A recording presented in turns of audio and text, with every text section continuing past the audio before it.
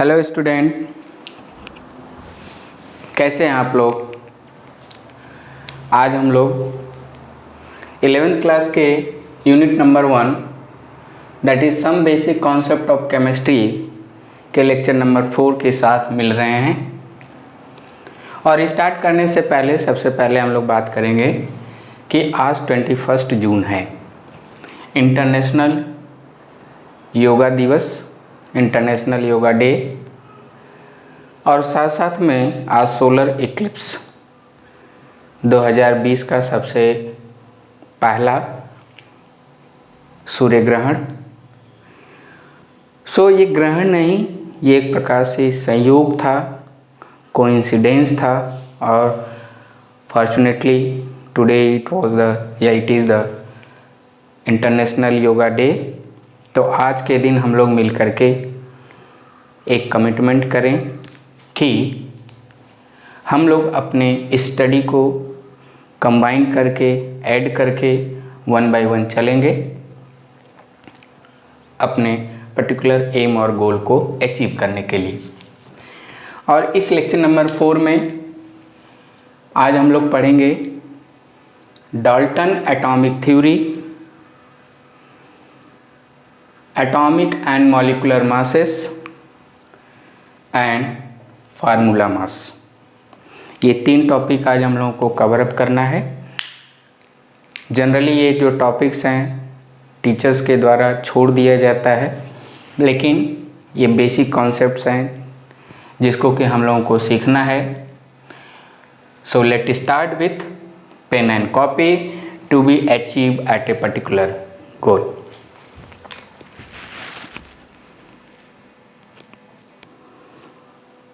तो आइए सीखते हैं कि क्या है Dalton atomic theory.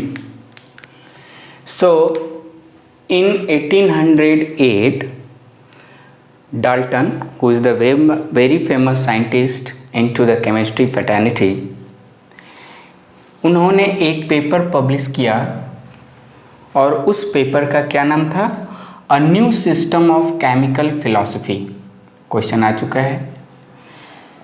A new system of chemical philosophy के अंदर डाल्टन ने मैटर के डिवीज़न और उसके कॉन्टिन्यूटी पे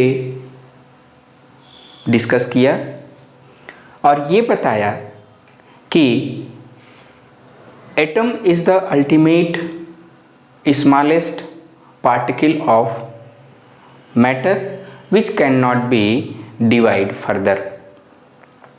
और उस स्मॉलेस्ट पार्टिकल ऑफ मैटर जो कि हम लोग एटम कहते हैं, एटीमियो टर्मोलॉजी यानी नॉन डिवाइजिबल इनडिवाइजिबल टर्म्स से दिया गया। और साथ साथ में डाल्टन ने कुछ और भी प्रॉपर्टी एटम की बात बताई जिसको कि हम लोग डाल्टन एटॉमिक थ्योरी के नाम से जानते हैं। और ये सारी इंफॉर्मेशन डाल्टन ने अपने पेपर जो है research paper a new system of chemical philosophy में पब्लिश किया। तो डाल्टन एटॉमिक थ्योरी के क्या पॉइंट्स थे, 1 बाय 1 बात करते हैं। So first point he said that he told that he stated that the atom is indivisible, यानी द स्मॉलेस्ट पोर्शन या part of the matter which cannot be divided further by any physical or chemical means that is called as the atom। यानी atom part matter का वो छोटा से छोटा part है जिसको कि किसी भी पर्टिकुलरली फिजिकल और केमिकल डिवाइस से हम उसको और छोटा नहीं कर सकते। ये पहला पॉइंट डाल्टन ने बताया। दूसरे पॉइंट में उन्होंने कहा कि जो भी ये एटम होंगे उन सारे एटम की जो प्रॉपर्टी होगी वो पर्टिकुलरली क्या होगी? आइडेंटिकल होगी। यानी they will have the identical property for a particular element यानी जिसके अंदर सभी एटम एक ही टाइप के होंगे और उन सारे एटम की प्रॉपर्टी क्या होगी? आइडेंटिकल होगी। ये दूसरा पॉइंट डाल्टन ने बताया अपने थ्योरी के अंदर। देन तीसरा पॉइंट उन्होंने क्या डिस्कस किया? There will be the formation of compound, यानी जो ये एटम्स हैं, एटम्स आपस में कंबाइन करके क्या बनाते हैं? They will form the compound और मॉलिक्यूल। तो इस चीज़ को डाल्टन ने बताया कि एटम सर्टन लॉस के थ्रू जो है they will combine to each other and form the molecule and compound. Then next point उन्होंने क्या कहा कि जब एटम जो है कंपाउंड या मॉलिक्यूल का फॉर्मेशन कर रहे होंगे तो वो रिएक्शन होगी, और इस रिएक्शन के दौरान, केमिकल रिएक्शन के दौरान कुछ नया चीज़ नहीं होता है, there will be reorganisation of atoms during the chemical reaction. यानी ड्यूरिंग द केमिकल रिएक्शन के दौरान जब एटम एक दूसरे से कंबाइन करके, मॉलिक्यूल आपस में रिएक्शन करके एक नए कंपाउंड या मॉलिक्यूल का फॉर्मेशन करते हैं, तो उस केस में नई चीज़ नहीं होती है, there will be the reorganisation of atoms from one compound to another compound. तो इससे हमको क्या कंक्लूजन मिलता है कि mass can not be destroyed nor can not be created nor destroy, यानी मास को हम न क्रिएट कर सकते हैं और नहीं उसको डिस्ट्रॉय कर सकते हैं। तो ड्यूरिंग द केमिकल रिएक्शन क्या होता है, there is the reorganisation of atoms and this point just proved the law of conservation of mass. तो ये 4 पॉइंट है डाल्टन एटॉमिक थ्योरी की। पहला है एटम इंडिविजिबल है, दूसरा एटम की सारी प्रॉपर्टी क्या होगी, आइडेंटिकल होगी फॉर अ पर्टिकुलर एलिमेंट, तीसरा क्या है, एटम आपस में कंबाइन करके क्या बनाएंगे, मॉलिक्यूल या कंपाउंड बनाएंगे, और रिएक्शन के दौरान रीऑर्गेनाइजेशन होता है। तो वीडियो पॉज करके इसको आप कॉपी और पेन के कॉपी में लिखिए पेन से और इसको मेमोराइज करने की कोशिश कीजिए, और इसके बाद हम लोग मिल रहे हैं अगले पॉइंट पे, and that is what, atomic and molecular masses. तब तक आप वीडियो पॉज कीजिए और लर्न कीजिए। Now will try to be understand the atomic and molecular masses. So atomic mass का मतलब क्या हुआ, simply mass of an atom, जबकि मॉलिक्यूलर मास का मतलब क्या हुआ, mass of all atoms in a molecule. ये तो डिफिनीशन कोई आपसे पूछे तो बता सकते हैं, लेकिन जनरली ऐसा कुछ आएगा नहीं। तो एटॉमिक मास के पीछे 2 कॉन्सेप्ट हैं, एक है ओल्ड कॉन्सेप्ट जो कि 18th सेंचुरी से पहले की बात है, और दूसरा है मॉडर्न कॉन्सेप्ट जो इस समय हम लोग यूज करते हैं। तो ओल्ड कॉन्सेप्ट, जबकि हमारे पास साइंटिस्टों के पास सोफिस्टिकेटेड टेक्निक्स नहीं थी स्मॉल टाइनी एटम्स के मास को डिटरमाइन करने के लिए, तो उस समय कैसे जो है मास को डिटरमाइन किया जाता था एटम का, तो ये मान लिया गया, साइंटिस्टों ने मान लिया, इसी तरीके से मान लिया कि हाइड्रोजन का जो मास होता है, हाइड्रोजन एटम का जो मास होता है वो कितना होता है, 1 होता है, और उस हाइड्रोजन के यूनिट मास से अदर एटम और एलिमेंट के मास को कंपेयर करके उन्होंने जो है कि इस तरीके से एटम का मास जो है डिटरमाइन करते थे। सो during when no sophisticated techniques, so mass of hydrogen atom it was considered as 1, or by comparing the other mass of other element with the mass of this hydrogen, इस तरीके से they were determining the mass of other element। लेकिन modern concept के अनुसार, जहाँ पर कि mass spectroscopy type के सोफिस्टिकेटेड टेक्निक का डेवलपमेंट हो चुका है, इसके अंदर जो है कार्बन 12 के जो मास को स्टैंडर्ड माना जाता है।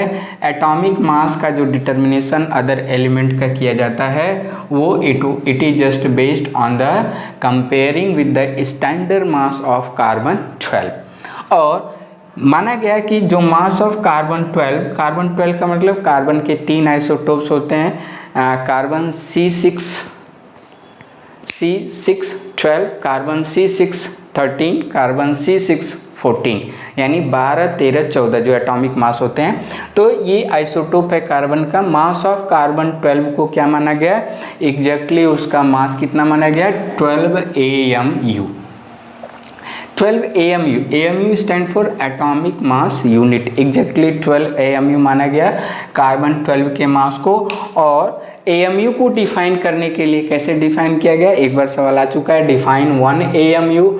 सो AMU क्या है, AMU is defined as the mass exactly 1/12 mass of one carbon atom, यानी एक कार्बन एटम जो कि कार्बन 12 है, यदि उसका जो मास हमने जो कंसीडर कर लिया है, कितना किया है 12 AMU, और उसका 1/12 mass of carbon 12 is called as 1 AMU।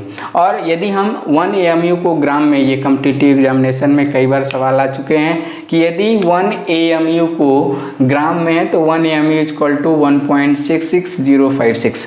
Telephone के नंबर के तरीके से इसको हम लोग याद कर सकते हैं। 1 AMU is equal to 1.66056 into 10⁻⁻24 gram. तो यदि हम हाइड्रोजन के मास को रिप्रेजेंट करें AMU में तो ग्राम में, तो हमको हाइड्रोजन का जो मास मिलता है वो कितना होता है 1.6736 इंटू 10⁻24। तो ये यदि कंपेयर करें मास of hydrogen in AMU, so how much it will be 1.0078 AMU, या इसको हम लोग कह सकते हैं 1.008 AMU। तो आप याद रखेंगे AMU की definition, AMU 1 AMU is equal to how much, mass of hydrogen in gram and mass of hydrogen in term of AMU। आजकल के मॉडर्न डिफिनीशन में, मॉडर्न एरेना में AMU को शॉर्ट फॉर्म में लिखा जाता है क्या, U, और U का मतलब क्या होता है यूनिफाइड मास। लेकिन ये तो एटॉमिक मास का जो कॉन्सेप्ट है वो पर्टिकुलर एक एटम के लिए है, लेकिन बहुत सारे केसेस में केमिस्ट्री के अंदर बहुत सारे एटम्स जो हैं आइसोटोपिक फॉर्म में पाए जाते हैं। जैसे कार्बन के 3 आइसोटोप हैं, कार्बन 12, 13, 14, क्लोरीन के 2 आइसोटोप हैं, that is the chlorine 1735, chlorine 1737। तो बहुत सारे, नाइट्रोजन के 3 आइसोटोप्स हैं। तो जो भी एलिमेंट जो है, एटम जो है आइसोटोपिक फॉर्म में पाए जाते हैं, तो उनका हम लोग क्या करते हैं एवरेज एटॉमिक मास कैलकुलेट करते हैं। एवरेज एटॉमिक मास कैलकुलेशन किसके लिए किया जाता है, for those type of element which are present in isotopic form into the nature। तो एवरेज एटॉमिक मास कैसे कैलकुलेट करते हैं उसको हम लोग सीखेंगे किसमें, अगली स्लाइड में।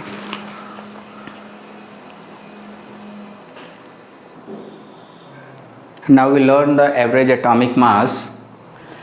So एवरेज एटॉमिक मास अभी हम लोगों ने सीखा, it is used for isotopic element, यानी उस प्रकार के एलिमेंट के लिए यूज किया जाता है जो कि आइसोटोप्स के फॉर्म में नेचर के अंदर पाए जाते हैं। आइसोटोप्स क्या होते हैं, having same atomic number and different atomic mass. Such kind of the atoms और the element are called as the isotope. तो आइसोटोप के लिए जो एवरेज एटॉमिक मास हम लोग कैसे कैलकुलेट करते हैं, इसके लिए क्या फार्मूला है, दैट इज द समेशन, यानी जोड़ देना है। किसको जोड़ना है, percentage abundance of element into nature upon 100 into atomic mass. इस फार्मूले के पहले समझते हैं हम लोग, और इसके बाद कैलकुलेशन बहुत ही आसान हो जाएगी। एवरेज एटॉमिक मास कैलकुलेट करने के लिए हम लोग क्या करते हैं कि जो भी एलिमेंट एटम हैं उनका समेशन करते हैं, summation of percentage abundance of element into nature upon 100 into atomic mass. जैसे आपके NCERT का ही एक एग्जांपल हम लोगों ने पिकअप किया है। यहाँ पे कार्बन के 3 आइसोटोप्स हैं, that is carbon 12, 13 and 14। Nature के अंदर जो परसेंटेज अबंडेंस का मतलब पाए जाने की जो परसेंटेज है, तो सबसे ज़्यादा जो नेचर में वो कार्बन 12 पाया जाता है, कितना 98.892%। इसके बाद कार्बन 13 पाया जाता है कितना 1.08%, और कार्बन 14 2 × 10⁻10%, जो कि बहुत ही रेयर एलिमेंट है इनटू द नेचर। और ये आइसोटोपिक होने की रेडियो एक्टिव होने की वजह से कार्बन डेटिंग में कार्बन 14 का यूज करते हैं, ये जनरल इंफॉर्मेशन है। और कार्बन 12 का एटॉमिक मास कितना है, 12 है। कार्बन 13 का 13.00335 AMU, कार्बन 14 का कितना है 14.00317 AMU। तो यदि हम इनका कार्बन का एवरेज जो एटॉमिक मास है, जनरली हम लोग कार्बन का एटॉमिक मास क्या कहते हैं 12 है। एक्चुअली में वो किसका है, एवरेज एटॉमिक मास है जो भी आइसोटोपिक कार्बन एटम मौजूद है। तो कैसे डिटरमाइन करते हैं, तो फार्मूले में रखिए average atomic mass of carbon. तो पहला 3 आइसोटोप है, तो पहले के लिए क्या होगा, परसेंटेज अबंडेंस कितना है 98.92 अपॉन 100 इंटू एटॉमिक मास 12। दूसरा कार्बन 13 का परसेंटेज कितना है 1.08 upon 100 into 13 atomic mass 13.0035 like that. तीसरा कार्बन 14 का जस्ट परसेंटेज अबंडेंस कितना है 2 इंटू 10 पावर 10 अपॉन 100 इंटू 14.00371। तो इसको आप रखने के बाद जब हम लोग कैलकुलेशन करेंगे तो कितना आ जाएगा 12.011 यूनिट। आप कॉपी में करके वीडियो पॉज करके एक बार कैलकुलेशन करके देखिएगा, समय बचाने के लिए हम लोग कैलकुलेशन नहीं कर पा रहे हैं, तो आप कैलकुलेशन कीजिएगा और देखिए कि 12.011 यूनिट आता है कि नहीं। तो ये 12.011 यूनिट क्या है, it is the average atomic mass of carbon all isotopes, carbon all isotopes, ठीक है। इसके बाद हम लोग एक और चीज़ पढ़ेंगे, दैट इज़ व्हाट कि what is the formula mass, what is the formula मास। तब तक आप इसको लिखिए, अगली स्लाइड में मिलते हैं हम लोग फार्मूले मास के साथ। Now we have to be understand the molecular mass. Molecular mass क्या है, ऑलरेडी हम लोग कॉमन सेंस में समझ सकते हैं कि मास ऑफ अ मॉलिक्यूल। और किसी भी मॉलिक्यूल के अंदर क्या होते हैं, एटम्स होते हैं, यानी combination of atoms give rise the molecule. और यदि हम मॉलिक्यूलर मास को डिफाइन करें तो क्या होगा, sum total atomic masses of a element और atoms present in a molecule. किसी भी मॉलिक्यूल के अंदर जितने भी एटम्स हैं, यदि उन एटम्स के सारे सम टोटल मास कर दें, मास को क्या कर दें, सम टोटल कर दें, so that the mass will called as the molecular mass या mass of molecule. For example यदि हम बात करें CH4 के लिए, तो CH4 यानी मीथेन, इसमें जो है कार्बन की संख्या कितनी है 1, तो number of 1 and atomic mass 12 plus how many hydrogen is just here 4 and its mass is कितना 1, तो टोटल कितना हो जाएगा 16 यूनिट या यूनिफाइड यूनिट। यदि इसी तरीके से हम बात करें वाटर के लिए, तो total number of hydrogen 2, atomic mass 1, total number of oxygen atom 1, atomic mass कितना 16 mu 16 यूनिट, तो टोटल कितना हो जाएगा 18 यूनिट। यानी ये मॉलिक्यूलर मास है किसके, मीथेन के, वाटर मॉलिक्यूल के। एक छोटा सा होमवर्क है, आप ग्लूकोज मॉलिक्यूल, ये क्या है ग्लूकोज मॉलिक्यूल के लिए इसका मॉलिक्यूलर मास आप डिटरमाइन करेंगे। फार्मूला क्या है C6H12O6 करके देखिएगा, कमेंट बॉक्स में लिखिएगा बन रहा है कि नहीं बन रहा है। Then finally we have to reach here the formula mass, atomic mass, molecular mass. ये फार्मूला मास क्या है, तो फार्मूला मास इस एक्चुअली में किसके लिए यूज होता है, आयनिक कंपाउंड के लिए यूज होता है। आयनिक कंपाउंड के लिए क्यों होता है, क्योंकि आयनिक कंपाउंड के लिए अंदर किस प्रकार का बॉन्ड होता है, इलेक्ट्रोवैलेंट बॉन्ड होता है। और जहाँ कहीं भी इलेक्ट्रोवैलेंट बॉन्ड होगा उसको हम लोग मॉलिक्यूल केमिस्ट्री में मॉलिक्यूल कंसीडर नहीं करते हैं। मॉलिक्यूल होने के लिए ये सबसे बड़ी आवश्यक चीज़ क्या है, what is the essential factor, there should be covalent bond formation. Bond atom के बीच में कैसा बनना चाहिए, there should be covalent bond formation. Covalent bond होना चाहिए एटम्स के बीच में, तभी हम उसको मॉलिक्यूल कह सकते हैं। तो आयनिक कंपाउंड जो मॉलिक्यूल नहीं है, और जब मॉलिक्यूल नहीं है तो फिर क्या है, उनका हम मॉलिक्यूलर मास कैसे कह सकते हैं। तो आयनिक जो कंपाउंड होते हैं एक्चुअली में वो एक इलेक्ट्रोस्टैटिक फोर्स ऑफ अट्रैक्शन से बधे होते हैं, अट्रैक्टेड होते हैं, and they are present in crystalline form. यानी 12th क्लास में हम लोग पढ़ेंगे कि जो भी आयनिक कंपाउंड हैं, आयनिक सॉलिड्स हैं, वो क्रिस्टलाइन नेचर होते हैं, क्रिस्टल के फॉर्म में पाए जाते हैं। और उनको यदि हम क्यूबिक फॉर्म में 12th क्लास में डिटेल में पढ़ेंगे, यदि इनको हम जैसे for example in case of NaCl को हम लोग क्या करें कि एक क्यूब के फॉर्म में अरेंज करें, तो इस NaCl का जो कोऑर्डिनेशन नंबर होता है कितना होता है 6 होता है। कोऑर्डिनेशन नंबर 6 का मतलब क्या है कि ये जो 6 सोडियम आयन है that will be surrounded by the 6 chloride ion. तो यदि हम 6 से 6 काट दें तो ये NaCl क्या बना, NaCl क्या है, एक फार्मूला है किसका, सोडियम क्लोराइड का। ये मॉलिक्यूल को रिप्रेजेंट नहीं करता है, ये क्या है, एक काइंड ऑफ अ फार्मूला कि एक से एक काट दिए इक्वल कर दिए तो NaCl बन गया। तो अब यहाँ पे यदि NaCl एक फार्मूला है किसका, सोडियम क्लोराइड का, और यदि हम इसके मास को ऐड कर दें that is the 23 plus sodium का मास कितना होता है, एटॉमिक मास कितना होता है 23, और क्लोरीन का यदि हम देखें तो कितना हो जाएगा, दैट इज 35.5। तो ऐड कर दें तो ये क्या बन जाएगा, 58.5 यूनिट। 58.5 यूनिट ये क्या है, फार्मूला मास है। तो आयनिक कंपाउंड चूँकि वो क्रिस्टलाइन फॉर्म में रहते हैं और उनके अंदर कोई भी कोवेलेंट बॉन्ड फॉर्मेशन नहीं होता है, इसलिए हम लोग क्या कह सकते हैं कि आयनिक कंपाउंड का जो मास होगा उसको हम लोग क्या कहेंगे, फार्मूला मास कहेंगे। तो आज यहीं पे हम लोग रोकते हैं, और इसके आगे आने वाला जो लेक्चर है वो बहुत ही इम्पोर्टेंट है, that will be based on the mole concept. तो आप लोग पढ़ते रहिए, नोट बनाते रहिए, असाइनमेंट बनाते रहिए, जो भी डाउट है उसको क्लियर करते रहिए। एंड आज के लिए बस इतना ही। Thank you very much.